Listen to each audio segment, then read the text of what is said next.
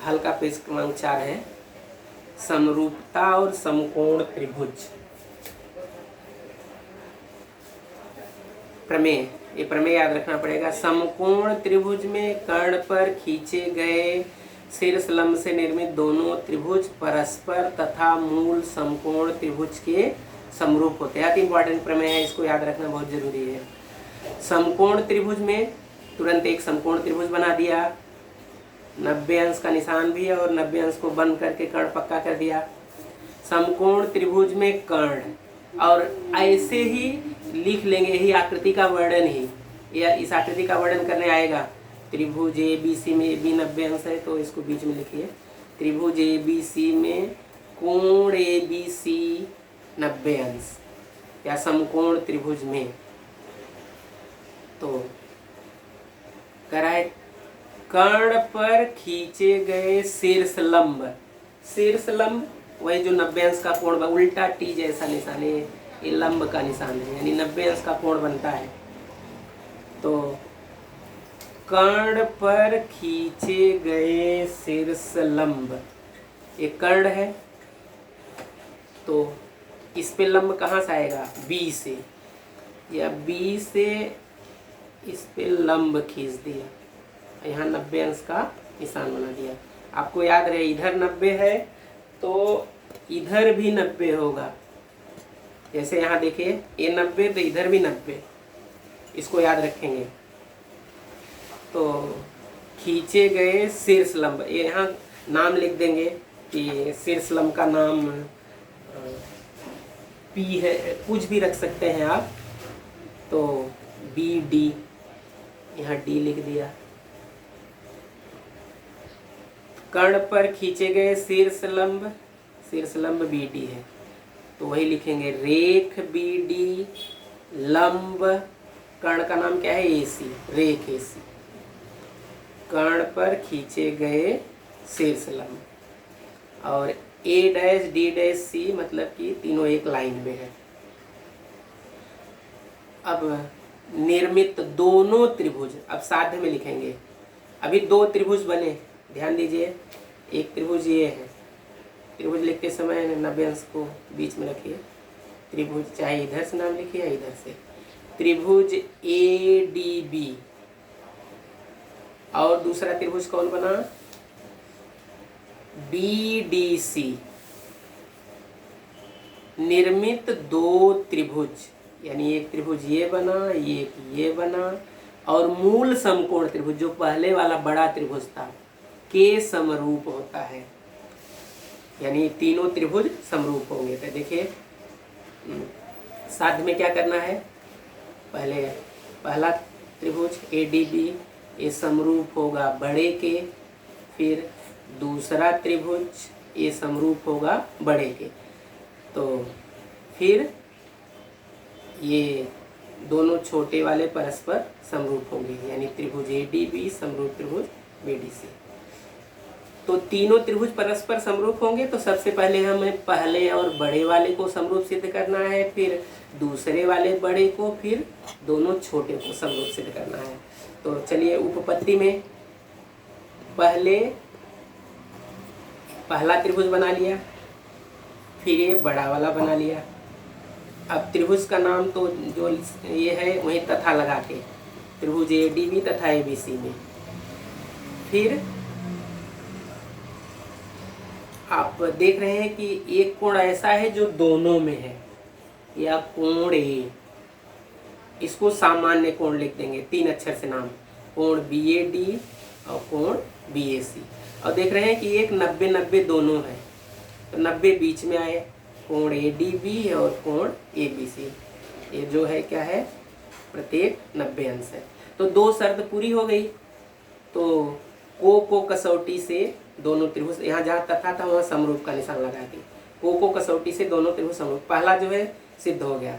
अब ऐसे ही पहले दूसरा त्रिभुज यानी त्रिभुज बी डी सी, फिर बड़ा वाला त्रिभुज ए बी सी। इसमें भी देख रहे हैं कि एक कोण ऐसा है जो कॉमन है, वो कोण कौन है, सी, इसको लिख देंगे। और एक 90-90 अंश का है, तो दोनों दूसरा त्रिभुज और बड़ा वाला त्रिभुज लिया, एक सामान्य कोण लिख दिया और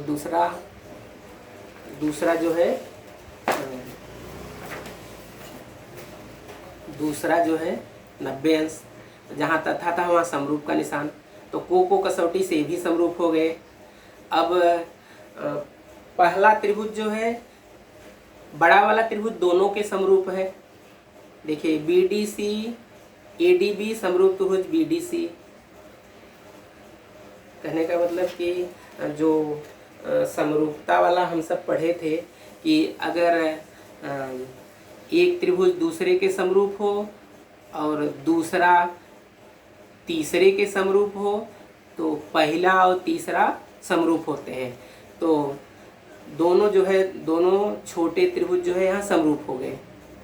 तो कारण लिख देंगे कथन 1 2 3 से। आप फिर से ध्यान दीजिए, ये दूसरा छोटा त्रिभुज और बड़ा त्रिभुज को कसौटी से समरूप हो गए। तो बड़ा त्रिभुज जो है पहले वाले त्रिभुज के भी समरूप है और दूसरे वाले के, इसलिए दोनों अपने आप समरूप हो जाएंगे। तो त्रिभुज ADB समरूप त्रिभुज BD कथन 1 और 2 से। तब आप तीनों को परस्पर समरूप लिख सकते हैं और कारण देंगे 1 2 3 से। अब ज्यामिति माध्य का उपप्रमेय ठीक एकदम उसके जैसा ही है। प्रमेय याद रखेंगे, समकोण त्रिभुज में शीर्ष बिंदु से कर्ण पर खींचा गया लंब रेखाखंड कर्ण द्वारा विभाजित होने वाले रेखाखंडों का ज्यामिति माध्य होता है। समकोण त्रिभुज, ये देख रहे हैं समकोण त्रिभुज है और ये 90 अंश है, तो ये कर्ण हुआ। अब इसका शीर्ष बिंदु से कर्ण पर खींचा गया लंब रेखाखंड, एक कर्ण पर जो है ये लंब रेखाखंड खींच दिया। तो लंब रेखाखंड का नाम QS है। पहले आकृति का वर्णन कर देते हैं। त्रिभुज PQR में अब Q 90 अंश है, तो बीच में है, कोण PQR बराबर 90 अंश। अब लंब कौन है, कर्ण पर खींचा गया लंब रेखाखंड, तो रेख QS लंब कर्ण PR। अब कर्ण पर खींचा गया लंब रेखाखंड यानी QS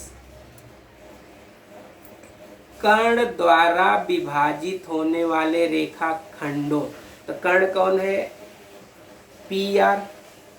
और ये दो भागों में बटा, एक जो है R से S तक, दूसरा S से P तक, दो खंडों में बटा है। तो देखिए एक खंड है PS और दूसरा है SR और ये है लंब रेखाखंड। तो ज्यामिति माध्य आप 9वीं पढ़े, अगर ABC समानुपात में हो, सतत समानुपात में हो, तो ये B² बराबर होता है AC और इसी को कहते हैं B A और C का ज्यामिति माध्य है। इसको कैसे लिखते हैं, B A और C का ज्यामिति माध्य है, ज्यामितीय माध्य है।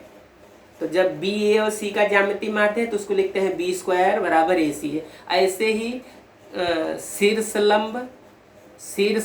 लंब रेखाखंड जो कर्ण पे दो भाग बना है उसका ज्यामिति माध्य है, इसलिए इसको लिखा QS² बराबर, अब जो दो खंड बना है PS गुणे SR। अब इसकी उपपत्ति वैसे ही आप ये दो समकोण त्रिभुज बन गए। अब ये जो है बड़े वाले के समरूप होंगे तो तीनों अपने आप समरूप हो जाएंगे।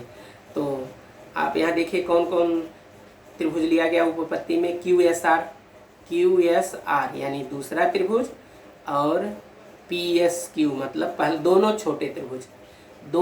छोटे त्रिभुज समरूप है। जब ऐसी आकृति रहे तो आप डायरेक्ट लिख देंगे कि ये दोनों त्रिभुज समरूप होते हैं। क्यों समरूप होते हैं, समरूपता और समकोण त्रिभुज के प्रमेय से।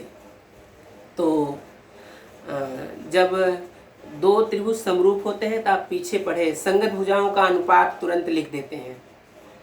तो संगत भुजाओं के अनुपात लिखने के लिए आप ये जो समरूप वाला निशान है उसी को देख करके पहले जो है पहली दो अक्षर ले लेंगे, यानी QS बटे PS। अब लास्ट का दो SR बटे S QS, बीच वाले की जरूरत नहीं है। कारण लिख देंगे संगत भुजा।